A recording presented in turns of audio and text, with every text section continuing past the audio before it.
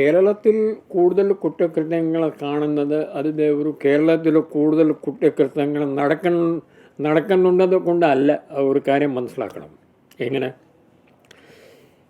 ഉത്തർപ്രദേശിൽ 34 കോടി ജനങ്ങൾ താമസിക്കുന്നു. ഒരു ഒറ്റ ഉദാഹരണം ഞാൻ പറയാം. ഉത്തർപ്രദേശിൽ 34 കോടി ജനങ്ങൾ താമസിക്കുന്നു. കേരളത്തിൽ 3.5 കോടി ജനങ്ങൾ താമസിക്കുന്നു എന്ന് പറയാം. ഇതിൻ്റെ എക്സൈസ് കമ്മീഷണറായിട്ട് ലഹരി വസ്തുക്കളുടെ എണ്ണ ഞാൻ നോക്കിയായിരുന്നു. അപ്പോൾ ഇവിടെ ഞങ്ങൾ കഴിവനുസരിച്ച് ഒരു വർഷത്തിൽ 1,00,000 കേസാണ് ലഹരി വസ്തുക്കളുടെ എതിരായിട്ട് നമ്മൾ എടുക്കുന്നത്. അത് സാധാരണമാണ്. കാരണം ലഹരി വസ്തുക്കൾ കുറേ സമൂഹത്തിൽ കൂടിയിട്ടുണ്ട്. നമ്മൾ കേസ് എടുക്കുന്നു. കേരളത്തിൽ കേസ് മറച്ച് വെക്കാനുള്ള ശ്രമം ഇവിടെ ഇല്ല.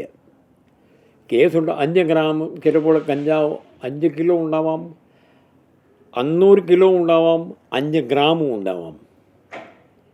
എല്ലാത്തിനും കേസുണ്ടാവും. അപ്പോൾ അതിനെ നോക്കുമ്പോൾ 1,00,000 കേസ് കേരളത്തിൽ ഒരു വർഷത്തിൽ പോലീസ് ഡിപ്പാർട്ട്മെൻറ്റും എക്സൈസ് ഡിപ്പാർട്ട്മെൻറ്റും എടുക്കുന്നില്ല.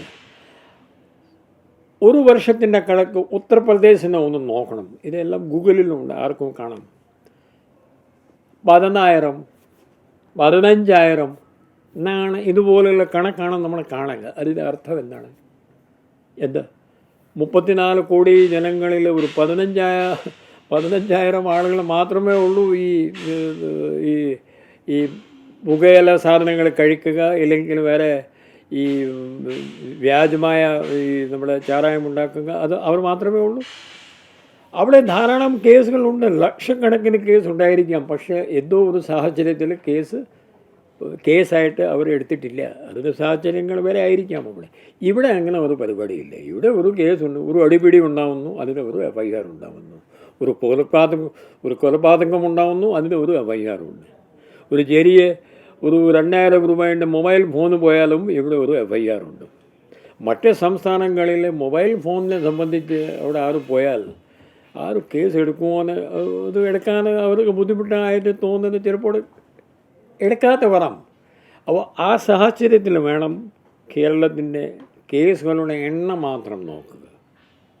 നമ്മൾ ഈ എണ്ണം നോക്കിയാൽ തീർച്ചയായിട്ടും ഇവിടെ എല്ലാ കേസ് എടുത്തത് കൊണ്ട് ഞാൻ പറഞ്ഞില്ലേ, ഒരു ചുരുക്കിയത് 5 ലക്ഷം FIR ആണ് കേരള ചെറിയ സംസ്ഥാനത്തിൽ ഒരു വർഷത്തിൽ എടുക്കുക.